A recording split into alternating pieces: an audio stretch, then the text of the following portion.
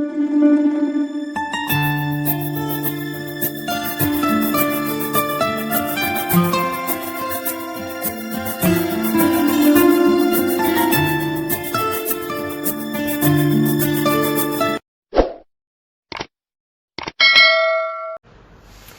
Leaders, नमस्कार।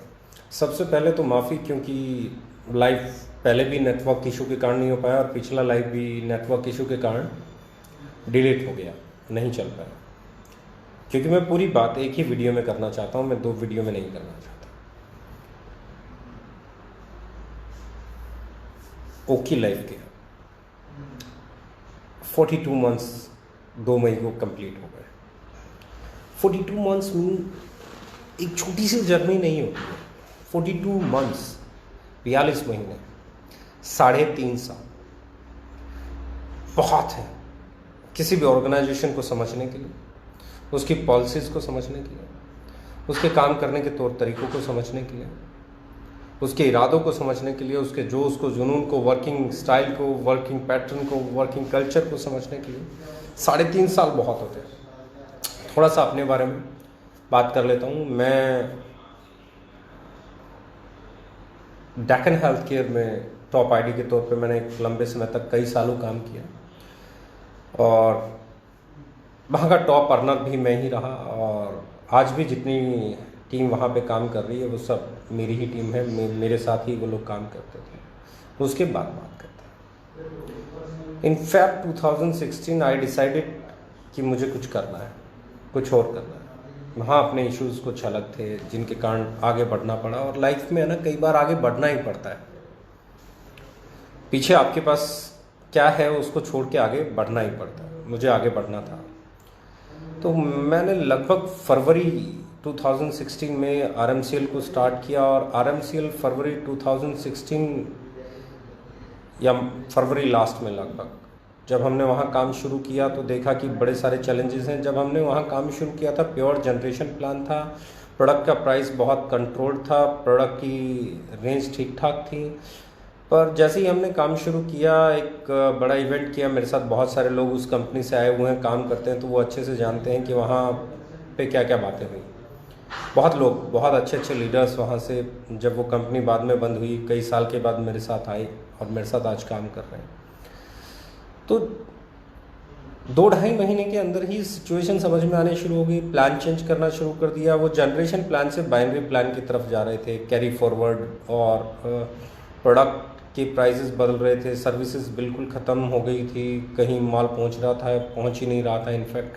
तो 25 तरह के चैलेंजेस आए। तो आई डिसाइडेड 2.5 महीने के अंदर मैंने बोला कि नहीं, मैं नहीं कर पाऊँगा। ना कोई अच्छा बिजनेस, बहुत बड़ा बिजनेस हमने किया था तब तक, ना कोई पे आउट बना था। हाँ, एक चीज़ ज़रूर थी, एक बड़ा सवाल ज़रूर उठ गया था कि लगातार इतने साल किसी एक कंपनी में रहने के बाद किसी कंपनी को 2.5 महीने में छोड़ देना बहुत बड़ा क्वेश्चन मार्क लगा देता है आपकी स्टेबिलिटी पे, आपकी क्रेडिबिलिटी पे। तो बहुत सारे लोगों ने मुझे समझाया, उस कंपनी के डायरेक्टर्स ने भी बात करने की कोशिश की, दूसरे लीडर्स ने भी बात करने की कोशिश की, बहुत सारे और दोस्तों ने बात की, इंडस्ट्री में बहुत सारे लोगों ने कहा कि ये क्या कर रहे हो, इमेज ख़राब हो जाएगी। मैंने कहा कंपनी छोड़ने से इमेज ख़राब नहीं होगी, गलत कंपनी अगर मैं करता रहा तो इमेज ख़राब हो जाएगी। परवाह नहीं की क्या होगा क्या नहीं होगा, मैंने उस कंपनी को क्विट किया। वो शायद सबसे बड़ा सेटबैक था, वो शायद मेरे लिए सबसे बड़ा टर्निंग पॉइंट था जब मुझे सोचना था कि अब क्या। क्योंकि मैक्सिमम लोग किसी न किसी कंपनी को पसंद करने के बाद पिछली को छोड़ते। मैंने पिछली छोड़ दी थी और कोई कंपनी मुझे पसंद नहीं आ रही थी। इस सिलसिले में मैं कई इंटरनेशनल कंपनीज, कई इंडियन कंपनीज के साथ बैठा, जिनको मैं आज बहुत अच्छी कंपनी मानता हूँ। मैं तब भी बहुत अच्छी मानता था, इसलिए मैं उनके साथ बैठा। बहुत अच्छी अच्छी कंपनीज थी। अगर मैं बात कर रहा हूँ, इंडिया की सबसे बड़ी कंपनीज भी शामिल थी, वर्ल्ड की सबसे बड़ी कंपनीज भी शामिल थी। मैंने सबको समझने की कोशिश की, मैं सबके साथ बैठा, बहुत कुछ उन लोगों से सीखने को मिला, बहुत सारी चीज़ें मुझे समझ में आ रही थी। पर एक सवाल जो था उसका जवाब मुझे नहीं मिल रहा था, और वो सवाल ये था कि डायरेक्ट सेलिंग में कंपनी टू कंज्यूमर होने के बावजूद प्राइस महंगे क्यों रह जाते हैं।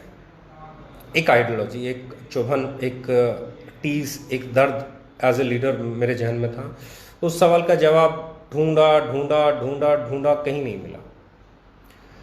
तब मैंने डिसाइड किया कि नहीं यार, अब कुछ अलग किया जाए, अब वो किया जाए जो दिल चाहता है, क्योंकि राइट नाउ जो डेंट लगना है लग गया, जो इमेज पे धब्बा लगना है लग गया, क्योंकि आप 2.5 महीने में किसी कंपनी को छोड़ रहे हो, इससे बड़ा धब्बा कुछ नहीं हो सकता।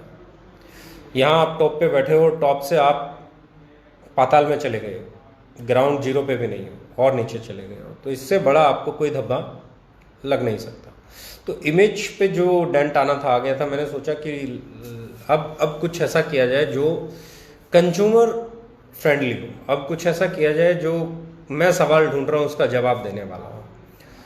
तो बहुत सारी टीम के साथ बैठा, तो अपनी टीमों से बात हुई। मैंने कहा कि भाई ऐसा ऐसा इरादा है कि प्रोडक्ट ऐसे रखेंगे, ये रखेंगे, वो रखेंगे और इस तरीके से चलेंगे।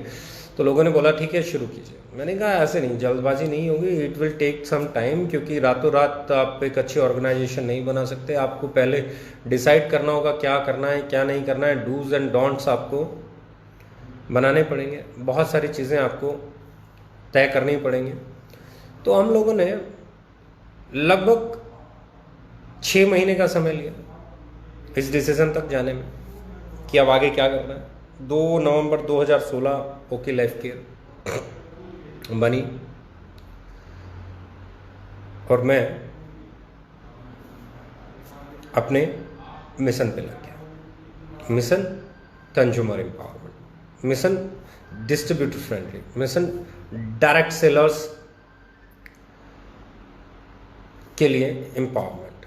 अब ये चीज़ें आसान नहीं थी। जब हमने शुरू किया तो बहुत सारे लोग बोलते थे ऐसे नहीं होता है, इतनी कंपनियां आती हैं, इतनी चली जाती हैं, इतनी कंपनियां बन जाएंगी, बंद हो जाती है, ये हो जाता है, वो हो जाता है। अरे DK सारन जी के साथ कहाँ जा रहे हो, 2.5 महीने में तो कंपनी बदल ली थी, पिछली उससे पिछली भी छोड़ दी थी, पिछले 2.5 महीने में एक डेक्कन हो गई, डेक्कन छोड़ी, चाहे कितने ही साल की उससे लोग भूल जाते हैं, पर डेक्कन छोड़ी, 2.5 महीने के अंदर RMCL छोड़ी, 2.5 महीने में 2 कंपनियां छोड़ दी, तीसरी का क्या भरोसा।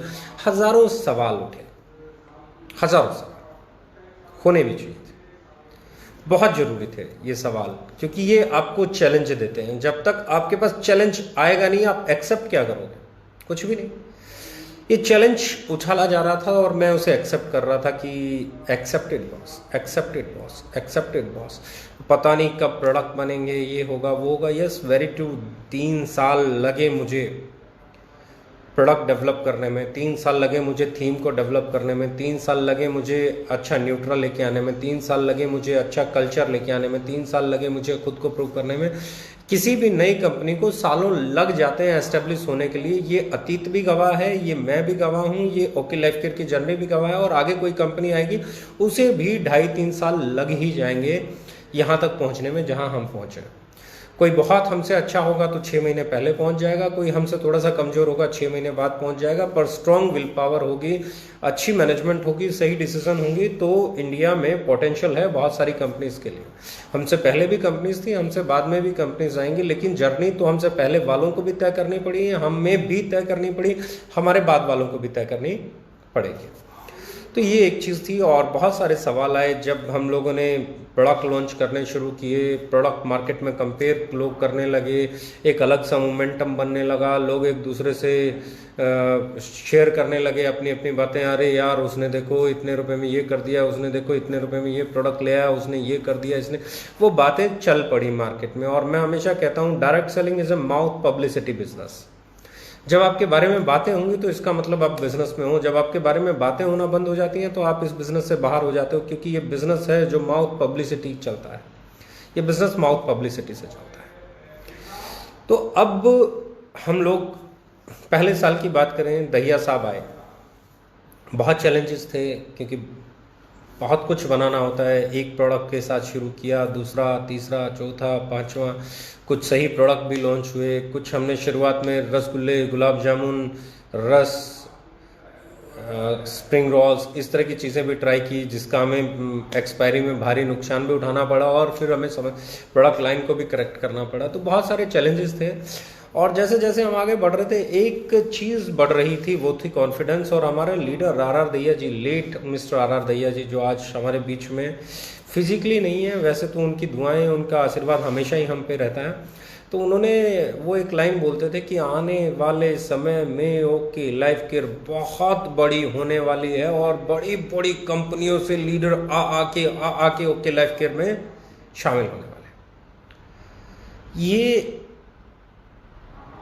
कहते थे, वो हमेशा कहते थे। हमने पहला साल तय किया, हमारे पास चंद प्रोडक्ट थे, हम गिने चुने प्रोडक्ट थे।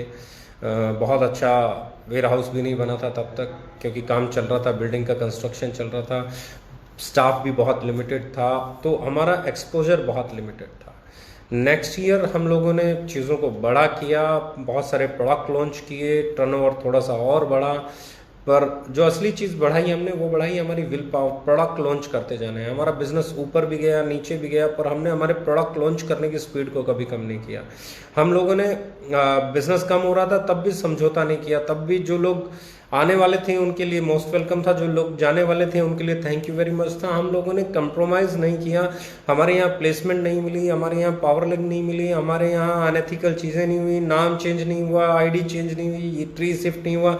ये चीज़ों पे हम लोग स्ट्रिक्ट थे। हमने सोच लिया था कि बिजनेस कम हो या ज़्यादा हो, और प्रोडक्ट जब हम लेके आ रहे थे तो उसका प्राइस वो रख रहे थे जिसे कंज्यूमर एक्सेप्ट करे, ताकि हमारा डिस्ट्रीब्यूटर, हमारा डायरेक्ट सेलर जब किसी से मिले तो उसको सेल में कन्वर्ट करने में ज़्यादा जोर नहीं लगे।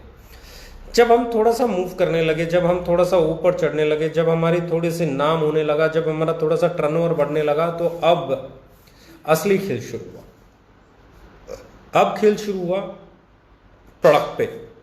हमारे प्रोडक्ट टारगेट किए गए। प्रोडक्ट को टारगेट कैसे किया गया? प्रोडक्ट को टारगेट किया गया, सस्ता है, घटिया होगा, सस्ता है, मारुति और मर्सिडीज में फ़र्क होता है, और न जाने कितनी ऐसी बातें हुई जिसमें सीधे सीधे ये क्रिटिसाइज किया जा रहा था कि ये सस्ता नहीं बेच रहे, घटिया बेच रहे हैं। पर सच्चाई कभी किसी के रोके रुकी है क्या?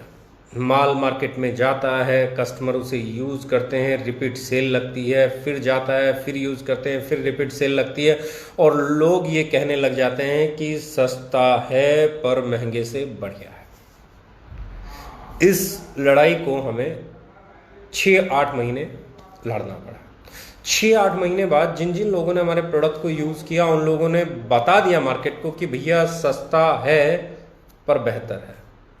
जब वो मार्केट पे प्रोडक्ट पे हिट होना बंद हो गया, पहले हमें कहाँ दबाया जा रहा था? प्रोडक्ट पे, प्राइस पे, क्वालिटी पे। जब हम प्रोडक्ट, प्राइस, क्वालिटी पे नहीं दबे, जब हम प्रोडक्ट, प्राइस और क्वालिटी पे नहीं दबे, तो अब बात आई अगले लेवल पे, क्योंकि हम भी लेवल क्रॉस कर रहे थे, तो कंपटीशन का लेवल भी बढ़ रहा था। जैसे जैसे आप गेम खेलते हो, मैच फाइनल की तरफ बढ़ता है, तो और ज़्यादा कंपटीशन बढ़ जाता है। अब कंपटीशन बढ़ रहा था। अब कंपटीशन बढ़ा, कंपटीशन आया मैनेजमेंट पे, कंपटीशन आया एक्सपीरियंस पे, कंपटीशन आया इस पे उस पे, क्या कंपनी, वो ये फिर हमें 5-6 महीने, साल भर झेलना पड़ा। और जब ये क्लियर हुआ कि TDS on time, GST on time, product on time, delivery on time, अच्छी मैनेजमेंट, नया स्टाफ, बढ़िया बढ़िया एक्सपीरियंस लोग जो अपने काम को बखूबी जानते थे, अच्छा इंफ्रास्ट्रक्चर डेवलप कर, अच्छा उसके बाद अगर हम बात करें अच्छा स्टाफ आना, चीज़ें, हम लोग pay out on time, TDS on time, GST on time, nothing pendency, tour on time, हर चीज़ जब समय पे जा रही थी, तो लोगों ने कहना शुरू कर दिया कि मैनेजमेंट में कोई कमी नहीं है, मैनेजमेंट बहुत अच्छा है, ये जानता है कब क्या करना है और ये वही करता है। और इससे 2 फायदे हुए। नंबर 1, कंपटीशन में लोग जो बोलते थे वो गलत साबित हुए, और दूसरा ये कि उस कंपटीशन ने हमें एनर्जी दी, हमने अपनी पूरी ताकत लगाई, हम अच्छा स्टाफ लेके आए, हमने अच्छे प्रोडक्ट डेवलप किए, हमने अच्छा मार्केटिंग ऑफर्स निकाले, हम लोगों ने अच्छे तरीके से उसको फाइट किया, तो उसका नतीजा मिला, हमारे लीडर्स के पे आउट बनना शुरू हो गए। अब क्या हो गया? अब 2 चीज़ें ख़त्म हो गई थी। पहली चीज़ ये ख़त्म हो गई थी कि आपका प्रोडक्ट घटिया है, दूसरी चीज़ ये ख़त्म हो गई थी कि आपकी मैनेजमेंट घटिया है। अब तीसरी बात जो कि किसी भी चीज़ के ऊपर लागू होती है, वो थी इंफ्रास्ट्रक्चर छोटा है। इंफ्रास्ट्रक्चर छोटा है। इंफ्रास्ट्रक्चर इंफ्रास्ट्रक्चर वक्त के साथ डेवलप होता है। इंडिया में पहले 3 साल में किसी भी डोमेस्टिक और इंटरनेशनल कंपनी से बड़ा, पहले 3 साल, 3.5 साल, 42 महीने में, चलो मैं और 6 महीने पीछे चला जाता हूँ, इंडिया की किसी भी कंपनी के पहले 3 साल के इंफ्रास्ट्रक्चर से बड़ा इंफ्रास्ट्रक्चर डेवलप किया है हम लोगों ने। आप इंडिया की किसी भी कंपनी की हिस्ट्री उठा के देख लीजिए, पहले 3 साल इंफ्रास्ट्रक्चर। आप ऑफिस की बात कर लें, आप वेयर हाउस की बात कर लें, आप स्टोर्स, हमारे स्टॉक पॉइंट्स, पीयूसी, डीपीयूसी, सीपीयूसी, आरपीयूसी, इनकी बात कर लें, आप हमारे बन रहे वेयर हाउसेस की बात कर लें, हमारे ट्रेनिंग्स की बात कर लें, एजुकेशन सिस्टम की बात कर लें, तो हमारे स्टाफ की बात कर लें, हमारे लॉजिस्टिक डिपार्टमेंट की बात कर लें, तो पहले 3 साल में ये इंडिया में किसी भी कंपनी द्वारा प्रोवाइड किया गया सबसे बड़ा इंफ्रास्ट्रक्चर था, जिसके कारण हमारी सर्विसेज बेहतर होती चली गई। जो छोटी मोटी कंप्लेंट्स थी वो भी दूर होने लगी और लीडर्स का पे आउट और बड़ा होने लगा। तो अब इंफ्रास्ट्रक्चर पे भी नहीं बोला जा सकता था, अब इंफ्रास्ट्रक्चर पे भी आपको रोका नहीं जा सकता था। लॉकडाउन आया और हम लोगों ने एक बड़ा कमाल किया। वो कमाल ये था कि हम लोगों ने एडवांस पे आउट दिया और इस महीने हम 5 तारीख को क्लोजिंग करने जा रहे हैं। तो पे आउट देख के भी मुझे खुशी हो रही है कि इस महीने भी पे आउट लीडर्स के बहुत शानदार बनने वाले हैं। ये फेज रही, अब एक नया दौर चल रहा है। लॉकडाउन में ऑपरेट नहीं किया या ऑपरेट हो गया, लॉकडाउन में पता नहीं क्या क्या ऑपरेट नहीं हुआ, लॉकडाउन में पता नहीं क्या क्या ऑपरेट नहीं हुआ, बहुत सारी चीज़ें ऑपरेट नहीं हुई, बहुत सारी चीज़ें। और जो नहीं ऑपरेट करने का रीज़न था वो सब जानते हैं। आज भी लॉकडाउन है, आज भी पैनाडेमिक है, आज भी स्प्रेड हो रहा है, पर हम लोगों ने लॉजिस्टिक चालू किया। क्यों? क्योंकि मुझे लगता था जो लोग ये कह रहे हैं, देखो एक चीज़ क्लियर है, इंडिया में लॉजिस्टिक इन हाउस किसी का भी नहीं है। कोई भी अपनी ट्रांसपोर्टेशन नहीं चलाता है डायरेक्ट सेलिंग में, किसी के, सब कोई टीसीआई से कर रहा होगा, कोई किसी से कर रहा होगा, कोई आपका डीटीडीसी से कर रहा होगा, कोई किसी से कर रहा होगा। और जब ये कंपनियां ऑपरेट कर रही हैं तो ये उनके लिए भी कर रही हैं, हमारे लिए भी कर रही हैं, किसी और के लिए भी कर रही हैं। और जब ये नहीं कर रही हैं तो ट्रांसपोर्टेशन, प्राइवेट ट्रांसपोर्टेशन काम कर रही है। आप एक गाड़ी में, ट्रक में माल लोड करोगे, भेज दोगे। लेकिन हम नहीं चाहते थे कि उस दौर में लोग हमारे इन्फेक्टेड हों, हमने उसको रोक लिया। राइट, अब हम आ गए काम पे। जब से लोगों को ये पता चला हम काम पे आ गए, फिर वो कंपटीशन पीक पे आ गया। देखिए, मैं हमेशा कहता हूँ, इंडिया में कोई एक कंपनी, सिर्फ एक कंपनी अच्छी नहीं हो सकती। ये इंडस्ट्री है, बहुत कंपनियाँ अच्छी हैं, इंडिया की बहुत सारी कंपनियाँ बहुत अच्छी हैं। मैं नाम ले सकता हूँ, मुझे एतराज़ नहीं है। Vestige is a very good company, Modi care is a very good company, RCM is a very good company, IMC is a very good company, Altos is a very good company, Amway is a very good company, आपका Oriflame is a good company, FLP is a good company, Herbalife is a good company, Avon is a good company। तो n number of companies हैं, बहुत सारी companies हैं जो बहुत बढ़िया हैं और बहुत अच्छे तरीके से काम करती हैं। द सेम वे हमारी सिर्फ मंशा और टारगेट यही है कि हम हमेशा इन अच्छी कंपनियों की श्रेणी में खुद को पाएं, लोग हमें भी उतनी ही अच्छी कंपनी माने। कंपटीशन है, होगा, होता रहेगा, ये हेल्दी कंपटीशन है, इसे हेल्दी रखें। जब हम इसे पर्सनल लेते हैं, पर्सनल अटैक, मेरे पे पर्सनल अटैक, मैनेजमेंट पे पर्सनल अटैक, किसी और पे पर्सनल अटैक, आप दूसरे से पर्सनल अटैक कर रहे हो और सामने वाले से उम्मीद भी करो कि सामने वाला तुम्हारे बिजनेस पे अटैक भी नहीं करे और आप पर्सनल अटैक करो, तकलीफ आ जाती है बॉस। खुद को सुधारो, फिर सामने वाले से उम्मीद करो। आप पर्सनल अटैक कर रहे हो, हम बिजनेस अटैक भी ना करें, ये तो हमारी इंसानियत है। हम अभी भी बिजनेस अटैक पे ही बात कर रहे हैं, वरना हमें भी पर्सनल हो जाना चाहिए, लेकिन नहीं हो सकते। क्यों? क्योंकि हम एथिक्स से बाहर हो जाते हैं। हमने आज तक किसी पे भी पर्सनल अटैक नहीं किया, किसी की इमेज पे, किसी की पर्सनल लाइफ पे, किसी के कैरेक्टर पे कभी नहीं किया। लोगों ने मेरे बारे में डाला कि एक बोतल का मेरा फोटो डाल के, जो कि उस बोतल में क्या था क्या नहीं था गॉड नोस, और एक साथी को पिलाते हुए मेरी फेसबुक वॉल से ही जरूर लिया होगा। लेकिन अब उन्हें कौन बताए वो था क्या। जो लोग मुझे जानते हैं, दोस्त, आपकी कंपनी में बहुत सारे लीडर्स मुझे बहुत सालों से जानते हैं, उनसे पता कीजिए क्या डीके सारन ड्रिंक करता है। पता चलेगा। लेकिन अगर ये आपके लिए क्राइटेरिया है कि आपका सीईओ, आपका डायरेक्टर, आपका एमडी, आपकी मैनेजमेंट शराब ना पीने वाली हो, तो ये बहुत अच्छा है, आई लाइक इट। पता कीजिए आपकी कंपनी के डायरेक्टर, आपकी कंपनी के मैनेजमेंट वो तो नहीं पीते हैं। अगर पीते हैं तो क्या आप उनके बारे में ऐसा डालने की हिम्मत करेंगे? नहीं। क्यों नहीं कर पाएंगे? क्यों? बाइस्ड हो जाते हैं। अपना बुरा भी सही है और दूसरे का सही भी बुरा है, इससे ऊपर उठना पड़ेगा बस। किसी ने पीछे मेरा एक फ़ोटो डाला वीडियो में से निकाल के, एक लड़की के साथ। मेरे भाई, मैं म्यूज़िकल वीडियोस करता हूँ, मेरे म्यूज़िकल वीडियोस हैं, उसमें बहुत कुछ मिल सकता है। अगर आम बात करें, किसी हीरो की 50 हीरोइन रही हों अलग अलग फिल्मों में, तो उसके तो आपको पता नहीं क्या कहते हैं। खैर एनीवेज, मुझे फ़र्क नहीं पड़ता। मैं सिर्फ ये कहना चाहता हूँ कि हमें इन चीज़ों से ऊपर उठना होगा। आप जितना पर्सनल अटैक कर सकते हैं कर लीजिए। हम एक ही चीज़ करेंगे, वो है और अच्छे प्रोडक्ट लाएंगे, और सही प्राइस पे लाएंगे, और सही तरह से मार्केट करेंगे, लोगों तक पहुंचेंगे, लोगों तक अपनी सोच को पहुंचाएंगे। क्योंकि हम 130 करोड़ भारतीय लोगों के लिए काम करते हैं और 42 महीने में हमने 42 मंथ्स में एक ही चीज़ सीखी है। अगर कंज्यूमर आपके साथ जुड़ गया, अगर कस्टमर आपके साथ कनेक्ट हो रहा है, तो आपको कोई हरा नहीं सकता।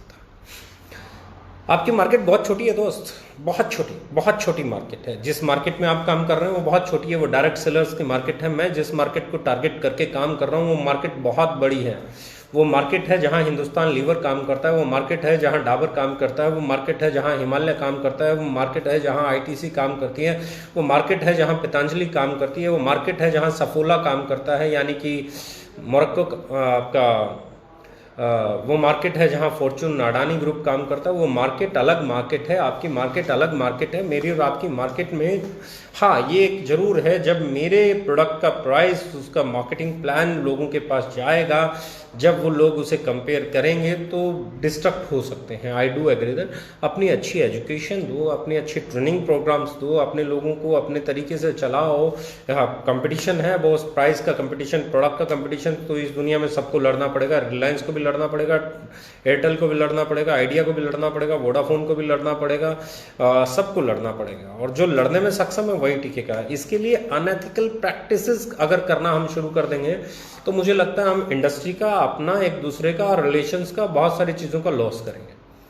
रही बात धमाके की, तो धमाके की बात तो ये है सर कि अभी हम लोगों ने जिस सीरीज को चालू किया है, फर्स्ट वीक जून तक हम एक बहुत बड़ी प्रोडक्ट रेंज लेके आने वाले हैं, बहुत बड़ी।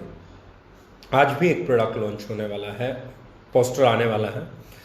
आज से 7 दिन के बाद मार्केट में हमारे 1 बाय 1 7 से 10 दिन के अंदर 1 बाय 1 प्रोडक्ट आना शुरू हो जाएंगे। हमारा टारगेट आज भी हमारा प्रोडक्ट है, हमारा टारगेट आज भी हमारा कस्टमर है, हमारा टारगेट आज भी हमारा डायरेक्ट सेलर है। जब तक हमारे डायरेक्ट सेलर का पे आउट बढ़ रहा है, मैं हमेशा कहता हूँ सर, एक क्लास में 100 बच्चे हैं, 100 के 100 मेरिट नहीं ला सकते। 100 के 100 बच्चे 90% नहीं लेके आ सकते, 95, कुछ बच्चे 99% ले आएंगे, कुछ बच्चे 98 ले आएंगे, कुछ 97, कुछ अबाउ 90, कुछ अबाउ 80, कुछ अबाउ 70, कुछ अबाउ 60, कुछ अबाउ 50, कुछ अबाउ 40, कुछ 33 प्लस समथिंग लेके आएंगे और पास हो जाएंगे। और कुछ बच्चे उसी क्लास में फेल भी हो जाएंगे। ये बिल्कुल नीचे से बॉटम लाइन से बात करता हूँ। तो सेम वे किसी भी कंपनी में कुछ लोग बहुत बेहतरीन ग्रोथ करेंगे, कुछ लोग 95%, 98% वाला परफॉर्मेंस देंगे, उनके पे आउट बहुत तेज़ी से ग्रो करेंगे, उनका पे आउट बहुत बड़ा बनेगा। कुछ लोगों का उनके बाद उनका नंबर रहेगा, कुछ का उनके बाद नंबर रहेगा, कुछ का उनके बाद नंबर रहेगा। कुछ बच्चे सिर्फ पास होंगे कि उनका घर चले, इतना ही कमा पाएंगे, लेकिन कुछ लोग इतना भी नहीं कमा पाएंगे जो उनका घर चल सके। अब ऐसे में सबसे बड़ी चीज़ जो मैं बात कर रहा हूँ वो ये है कि जो बच्चे अपना घर नहीं चला सकते, जो डायरेक्ट सेलर, जो डिस्ट्रीब्यूटर अपना घर नहीं चला सकते, अगर वो अफोर्डेबल प्रोडक्ट में, मार्केट प्राइस पे प्रोडक्ट खरीद रहे हैं, तो एक चीज़ का सेटिस्फेक्शन उनको जरूर रहेगा कि उनका एक पैसा नहीं लगा। और यही एवरेज किसी भी कंपनी में लागू होती है। महंगे प्रोडक्ट वाली कंपनी में भी यही एवरेज लागू होगी, वहाँ पे भी यही होगा। कुछ लोगों के पे आउट बहुत बड़े बनेंगे, तमाशा भी होगा, कुछ बड़ी बड़ी गाड़ियाँ भी ले आएंगे, वो भी होगा, कुछ लोग बाकी की चीज़ें करेंगे, लाइफस्टाइल अच्छा हो जाएगा, कुछ लोग उनके बाद होंगे, कुछ उनके बाद होंगे, कुछ उनके बाद होंगे, कुछ वहाँ पे भी अपना घर नहीं चला पाएंगे और कुछ वहाँ पे भी ऐसी पोजीशन में होंगे कि वो वहाँ पे पास ही नहीं हो पा रहे होंगे, कई सालों से पास नहीं हो पा रहे होंगे। लेकिन वहाँ एक पेन रहेगा कि वो पास होने के प्रयास में हर रोज़ महंगा प्रोडक्ट खरीद रहे हैं, वो हर रोज़ ट्यूशन फीस पे कर रहे हैं। हमारे यहाँ क्या, वो ट्यूशन फीस नहीं है। हमारे यहाँ पे भी एवरेज वही है, वहाँ पे भी एवरेज वही है। मैं कोई ऐसी बात नहीं कर रहा हूँ जो मतलब मैं बोलूँ कि ओके लाइफ केयर से बढ़िया कोई कंपनी नहीं है। ओके लाइफ केयर से बढ़िया बहुत कंपनी थी, बहुत हैं, बहुत होंगी। मैं कभी भी इस ईगो में नहीं आता कि हम ही हैं जो कुछ है। ये इंडस्ट्री है, किसी एक से बनती नहीं, ना ओके लाइफ केयर से बनती है, ना एमवे से बनती है, ना एफएलपी से बनती है। हाँ, सबके मिलने से बनती है, सब कंपनियों के काम करने से बनती है, सब कंपनियों के लोगों को एजुकेट करने से बनती है, सब लोगों के प्रेम प्यार सद्भाव से बनती है। तो हम लोगों ने 42 महीने जो काम किया है ना, उस 42 मंथ्स की हमारी अचीवमेंट्स ये है कि हमने 42 महीने में न जाने कितने प्रोडक्ट लॉन्च किए हैं। लगभग अगर मैं बात करूं कि आज से 2 महीने बाद हम बात करेंगे तो हमारे पास 150 से ज़्यादा प्रोडक्ट होंगे। हमारे पास अगले 2 महीने के बाद की मैं बात करूं तो बहुत सारे लीडर्स के पे आउट बढ़ गए होंगे। हम लोगों ने 22 तारीख को 22 मार्च को ऑपरेशन बंद किया था। क्लोजिंग में लगभग 10 दिन बचते थे, 21 को बंद कर दिया था। तो वो 10 दिन हमने इस बार दिए हैं और वो 10 दिन देने के बाद हमारी जो क्लोजिंग मुझे लग रही है, वो क्लोजिंग हमारी बगैर इफेक्ट हुए 10-5% इफेक्ट हो जाए तो बड़ी बात होगी। मुझे लगता है हो सकता है इस बार हम पिछले महीने को क्रॉस करें, हम फरवरी महीने को क्रॉस करें। तो हमारी जो ग्रोथ है वो इस बात पे डिपेंड करती है कि हमारा प्रोडक्ट कितना सही है। लॉकडाउन में पिछले 10 दिन से जो बिजनेस हो रहा है, मुझे नहीं लग रहा कि हम इन्फेक्टेड हुए। पिछले 7-8 दिन के बिजनेस में हम इन्फेक्टेड नहीं हुए। हमारी सेल एज इट इज़ आ रही है। हमारी सेल एज इट इज़ आने का मतलब है कि हमारे प्रोडक्ट का कंज्यूमर डेवलप्ड है, हमारे प्रोडक्ट की एक्सेप्टेंस है, लोग चाहते हैं कि हमारा प्रोडक्ट मिले। बहुत सारी कंपनियों के टर्नओवर गिरे हैं, किसी का 10% गिरा होगा, किसी का 50% गिरा होगा, किसी का 70% गिरा होगा। मैक्सिमम कंपनीज के टर्नओवर गिरे हैं, पर पिछले 7 दिन से हम लोग देख रहे हैं कि हमारा टर्नओवर वही एवरेज चल रहा है जो पहले चलता था, और ये एक बहुत बड़ी बात है। बहुत सारे लोग अब बातें कर रहे होंगे जी ये ओके लाइफ केयर वो, अरे भैया ओके लाइफ केयर को 42 महीने हो गए हैं। अगर बात करनी है तो बात करो, क्या ओके लाइफ केयर में 42 महीने में पे आउट लेट हुआ? नो। क्या कोई अचीवमेंट हुई किसी की नहीं दी? नो। क्या टीडीएस नहीं मिला? ऐसा भी नहीं बोल सकते। क्या जीएसटी नहीं मिली? ऐसा भी नहीं बोल सकते। क्या प्रोडक्ट की क्वालिटी घटिया थी? ऐसा भी नहीं बोल सकते। क्या प्लान में पैसा नहीं बनाया लोगों ने? क्या लोगों को डिस्ट्रीब्यूशन में पे आउट नहीं बने? क्या लोगों ने अचीवमेंट्स नहीं ली? ऐसा भी नहीं बोल सकते। क्या कंपनी का एजुकेशन सिस्टम कमजोर है? ऐसा भी नहीं बोल सकते। क्या डीके सारन को काम करना नहीं आता, गलत सीईओ है? ऐसा भी नहीं बोल सकते। क्या कंपनी वन मैन आर्मी है? ऐसा भी नहीं बोल सकते, क्योंकि लॉजिस्टिक अलग इंडिपेंडेंट डिपार्टमेंट है, अकाउंट अलग डिपार्टमेंट है, ऑपरेशन अलग डिपार्टमेंट है, सीआरएम अलग डिपार्टमेंट है, प्रोडक्ट एंड ट्रेनिंग अलग, सबके अलग अलग हेड्स है। तो जब आप ऐसा कुछ नहीं बोल सकते तो खुद को और इस इंडस्ट्री को झूठ बोल के शर्मिंदा ना करें। लोग आपके पास से मेरे पास भी आएंगे और लोग मेरे पास से आपके पास भी जाएंगे। ऐसा कोई रास्ता, मैं पहले दिन से कहता हूं, मेरे पुराने वीडियो पता चल जाएगा। ऐसा मेरी ट्रेनिंग में भी मैं हमेशा बोलता हूं, ऐसा कोई रास्ता बना नहीं जो दिल्ली से रोहतक आता हो और रोहतक से दिल्ली नहीं जाता हो। यानी कि यहाँ आने वाले मुसाफिर भी रहेंगे और जाने वाले मुसाफिर भी रहेंगे। हमारे पास आने वाले लोगों की संख्या भी रहेगी, हमारे यहाँ से जाने वालों की संख्या भी रहेगी। जो संख्या ज़्यादा है कंपनी उस दिशा में जाएगी। आने वालों की संख्या ज़्यादा है तो कंपनी ग्रो करती रहेगी, जाने वालों की संख्या ज़्यादा है तो कंपनी ग्रो करना बंद कर देगी और सैचुरेशन की तरफ बढ़ जाएगी। अब ऐसे में आपको क्या लगता है, ओके लाइफ केयर के बारे में आपको लगता क्या है? वी आर ग्रोइंग और नॉट?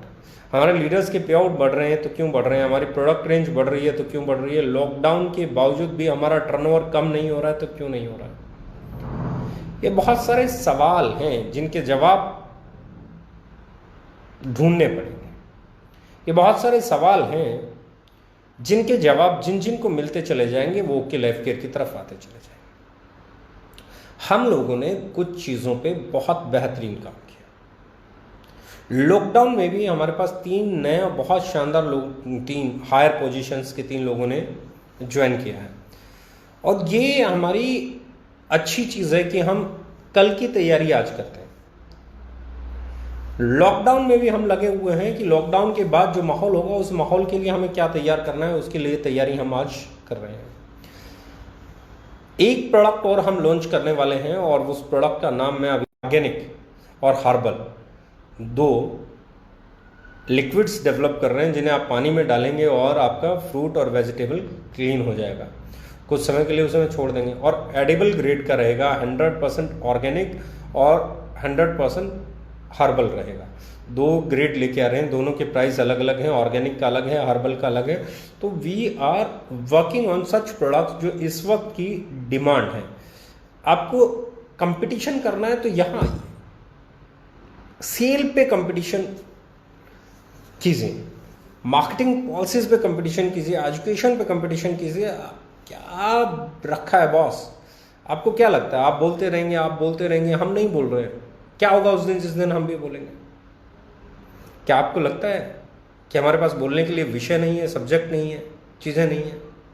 सब कुछ है और बहुत अच्छे से है, बहुत अच्छे से टारगेट करना भी आता है, बहुत अच्छे से अपनी चीज़ों को प्रूव करना भी आता है, लेकिन नहीं करना चाहते क्योंकि हम इस इंडस्ट्री का, आपकी कंपनी का, हमारी कंपनी का, हम सब कंपनियों की बेहतरी चाहते हैं, क्योंकि एक एक कंपनी जो ग्रो करती है वो इंडस्ट्री को ग्रो कराती है। तो लेट्स दोस्त, फिर मैं बोल रहा हूँ कि हाथ मिलाओ और एक साथ आगे बढ़ो। जो हमारे साथ आना चाहते हैं वो हमारे साथ आ जाएंगे, जो आपके साथ काम करना चाहते हैं वो आपके साथ कर लेंगे। और ये किसी भी कंपनी के लिए मैं बोल रहा हूँ, ये ओपन मार्केट है, ये किसी की बंधुआ मजदूरी थोड़े ना। आप किसी को सैलरी आप देते नहीं, किसी को सैलरी मैं देता नहीं। जो सेल करता है वो सेल का कमीशन लेके जाता है, तो ये उसकी चॉइस है, वो किसका माल बेचेगा। उसके पीछे क्रिटिसिज्म, उसके पीछे बुराई, उसके पीछे बदनामी अगर आप लोग डाल रहे हैं तो मैं लाख कोशिश करूं अपने लीडर्स को रोकने की, उनको आपका जवाब देना पड़ेगा। और मैं नहीं चाहता मेरी लीडरशिप को, मेरी टीम को, मेरे लोगों को आपको जवाब देना पड़े और मैं उन्हें रोकता रहूं। और बार बार रोकने से क्या होता है, मैं अपने लीडर्स को बार बार रोकने की कोशिश करता हूं, वो रुक जाते हैं, फिर आप में से कोई कुछ कहता है, फिर वो जवाब देते हैं। फिर बहुत सारे लोग मुझे भी मैसेज डालते हैं, जी आपके लीडर ऐसा करते हैं। अरे भैया, आप अपने सीनियर्स को देखिए, आप अपनी कंपनी के लीडर्स को देखिए, उन्हें रोकिए। मैं फिर रिक्वेस्ट कर रहा हूँ, उन्हें रोकिए, क्योंकि ये इंडस्ट्री बड़ी बनानी है तो आपको प्रोडक्ट पे, प्राइस पे, डिस्ट्रीब्यूशन पे, एजुकेशन पे ही फोकस करना पड़ेगा। और मेरी ताकत एक ही है, हमारी कंपनी की ताकत एक ही है, वो यही है कि हम एक इंटेंशन के साथ काम करते हैं। हम एथिक्स के साथ समझौता नहीं करेंगे, हम कंज्यूमर एम्पावरमेंट पे काम करेंगे, हम सही कीमत पे सही प्रोडक्ट डिलीवर करते थे, करते हैं, करते रहेंगे। जैसे जैसे हमारी बाइंग कैपेसिटी बढ़ेंगी, हम आगे चल के प्राइसेस और कम करने का प्रयास कर रहे हैं। और अगला जो हमारा कदम होगा वो और स्पाइसेस पे होने वाला है, क्योंकि अब हम स्पाइसेस की पैकिंग आगे चल के चेंज करने वाले हैं। आगे चेंज करके पाउचेस में लेके आएंगे और उसका प्राइस जो है उसको कोशिश करेंगे कि वो ट्रेडिशनल प्राइस के करीब आ जाए हमारी स्पाइसेस पे। और भी बहुत सारी चीज़ों पे काम चल रहा है, बहुत सारे प्रोडक्ट पे काम चल रहा है। अब जो हम प्रोडक्ट और ब्रांडिंग कर रहे हैं, वी आर डेवलपिंग। अब अगर मैं बात कर रहा हूं तो हम वो प्रोडक्ट डेवलप कर रहे हैं जो प्रोडक्ट इंटरनेशनल मार्केट को ग्रैब करने वाले हों। अब हम वो रेंज डेवलप कर रहे हैं जिनसे आप एमएनसी से टक्कर ले सकें, जिनसे आप इंडिया से बाहर जब जाएं तो आपके प्रोडक्ट को बाजू में रख के मतलब एक प्रीमियम फील आए और आप कहो कि यार आपका प्रोडक्ट उस इंटरनेशनल कंपनी से अच्छा है। तो अभी हमारा टारगेट है इंटरनेशनल मार्केट को ग्रैब करना। हमने इंडियन मार्केट की नब्ज को समझा है, इंडियन मार्केट को बढ़िया प्रोडक्ट दिए हैं, लेकिन हम 2020-21 में जो पॉलिसीज बना रहे हैं, हमारा टारगेट है 2021 में ग्लोबल थिंकिंग के साथ आगे बढ़ना और इंटरनेशनल मार्केट को कम्पीट करना। डोमेस्टिक को तो बट ऑब्वियस है हम कम्पीट कर रहे हैं, पर हमारा टारगेट है अब इंटरनेशनल मार्केट को कम्पीट करना। और वहाँ के लिए जो प्रोडक्ट रेंज हम लेके आने वाले हैं, जो प्रीमियम रेंज हम लेके आने वाले हैं, वो किसी भी इंटरनेशनल कंपनी के लिए बहुत बड़ा और कड़ा कंपटीशन देने वाली होगी। सो बिलीव मी, ये 42 महीने शानदार, ये 42 महीने बहुत फुल ऑफ एक्साइटमेंट, लोग रोकने की प्रयास 42 महीने किया। जब हमारे पास एक प्रोडक्ट था तब लोग रोकने लगे थे, आज हमारे पास लगभग 150 प्रोडक्ट हो जाएंगे 2 महीने के अंदर, तब भी लोगों का वही प्रयास है। बिजनेस एक ही चीज़ समझता है, वो ये कि कस्टमर आपके पास आ रहा है या नहीं आ रहा है। बिजनेस उसी का है जिसके पास कस्टमर है, बिजनेस उसका नहीं है जिसके पास बेचने के लिए सामान है। बेचने के लिए सामान तो कोई भी रख लेता है। आपको क्या लगता है मार्केट में खुलने वाली 1000 दुकानें 1000 की 1000 चल जाती हैं? चलती वही है जिस दुकान पे कस्टमर जाता है, वो नहीं चलती जो दुकान भरी हुई है। आप कितनी दुकान भर के लो, कितनी दुकान सजा लो, वो नहीं चलेगी अगर कस्टमर नहीं आएगा तो बॉस, कस्टमर जहां आ सकता है वो दुकान बनाओ, कस्टमर जहां आएगा वो दुकान चलाओ, कस्टमर जहां आता है उसकी रिस्पेक्ट करो, कस्टमर ही भगवान है, इस थ्योरी को समझो और अपने आप को बेहतर करो और कंपटीशन लड़ो, हम खुद ब खुद खुश होंगे आपसे, राइट। तो आने वाले ये 42 महीने की जर्नी, अब हम बात कर रहे हैं अगले 24 महीने की जर्नी। अगले 24 महीने हम लोग ग्लोबल जाएंगे, हम लोग इंटरनेशनल प्रोडक्ट्स लॉन्च करने की तैयारी कर रहे हैं, हम लोग बहुत प्रीमियम क्लास प्रोडक्ट लॉन्च करने की तैयारी कर रहे हैं। हमारे 18 वेयर हाउसेस हम लोग ओपन करने की तैयारी कर रहे हैं। जैसे ही लॉकडाउन के बाद जो भी मूवमेंट आएगी, हमारे वेयर हाउसेस खुलना अभी भी शुरू कर देंगे, अभी भी हम लोग उसी पे काम कर रहे हैं, वेयर हाउसेस का काम करेंगे। हम लोग प्रोडक्ट रेंज की एक बात होगी, हमारी मैनेजमेंट का एक्सपेंशन हो रहा है, हमारी फैक्ट्री का काम बहुत तेज़ी से हुआ है और लॉकडाउन की वजह से कुछ दिनों बीच में बंद रहा, तो फिर से अब शुरू हो जाएगा, तो फैक्ट्री आ जाएगी।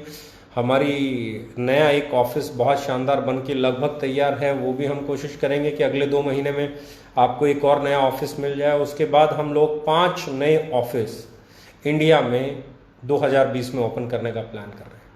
5 कंपनी ऑन ऑफिस, कंपनी के अपने ऑफिस 5, जिसमें हम एक महाराष्ट्र में ओपन करेंगे, एक बेंगलोर में ओपन करेंगे,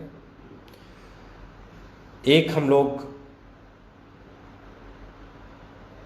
लखनऊ में ओपन करेंगे यूपी के अंदर, एक हम लोग दिल्ली में ओपन करेंगे और एक हम लोग जो ओपन करेंगे that will be in MP, Madhya Pradesh में। तो 5 ऑफिसेस हम लोग 2020-21 फाइनेंशियल ईयर में ओपन करने की प्लानिंग कर रहे हैं। 5 कंपनी के अपने ऑफिसेस, 18 वेयर हाउसेज अगले 24 महीने के अंदर और करीबन 250 प्रोडक्ट की बास्केट, 250 इलीट क्लास प्रोडक्ट्स, वो प्रोडक्ट जिनकी पैकिंग, लुक, फील, क्वालिटी देख के आप ये बोलो कि यार ये प्रोडक्ट इस प्राइस में मिल रहा है, यकीन नहीं होता है। बस नाउ अगले 24 महीने इंडिया का सबसे बड़ा पे आउट हमारे लीडर्स का बने, इसके लिए प्रयास कर रहे हैं।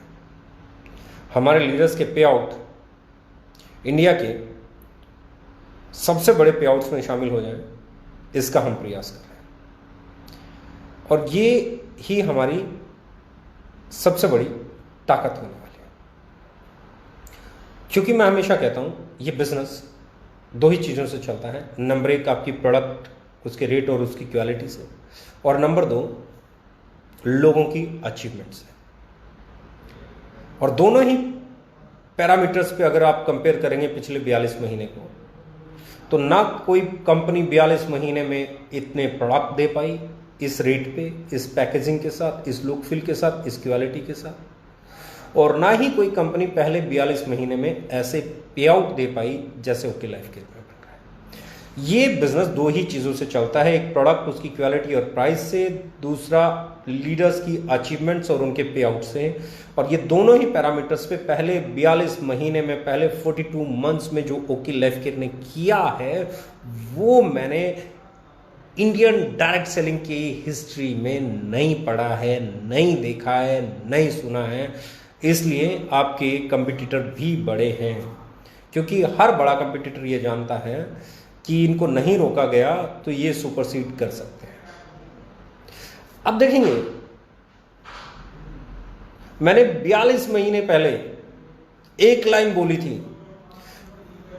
कि रुक जाओ 2.5-3 साल। 2.5-3 साल के बाद इंडिया में बिजनेस प्लान वैसे होंगे जैसे हम लेके आए हैं। इंडिया में प्रोडक्ट प्राइस पे लोग बातें करेंगे, आने वाली नई कंपनियां हमारे पॉलिसीज को फॉलो करेंगी, पुरानी कंपनीज की पॉलिसीज को नहीं।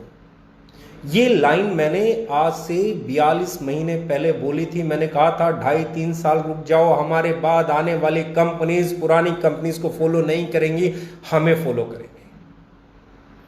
आज हो रहा है। आज कोई भी नई कंपनी आ रही है, उनके टारगेट में पुरानी कंपनी नहीं है, उनके टारगेट में हम हैं। इसका मतलब हर नया लीडर जो अपनी कंपनी खोल रहा है वो ये मान चुका है कि आने वाला समय ओके लाइफ केयर के प्लान का है, ओके लाइफ केयर की पॉलिसीज का है, ओके लाइफ केयर वाले प्रोडक्ट्स का है, उनके रेट का है। आने वाले हर लीडर को, आने वाली हर कंपनी को हमें फॉलो करना पड़ रहा है। ये प्रूफ करता है कि हमने 42 महीने में वो किया है जो पिछले कई सालों में इंडियन डायरेक्ट सेलिंग कंपनियां नहीं कर पाई। आज हर कंपनी हमें फॉलो करना चाहती है, आज हर कंपनी हमें टारगेट करना चाहती है, आज हर कंपनी हमारे जैसा बनना चाहती है, आज हर कंपनी हमारे जैसा प्लान लाना चाहती है, आज हर कंपनी हमारी तरफ प्रोडक्ट के रेट लाना चाहती है। इससे बड़ा प्रूफ क्या होगा कि आपने इंडस्ट्री को बदल के रख दिया है।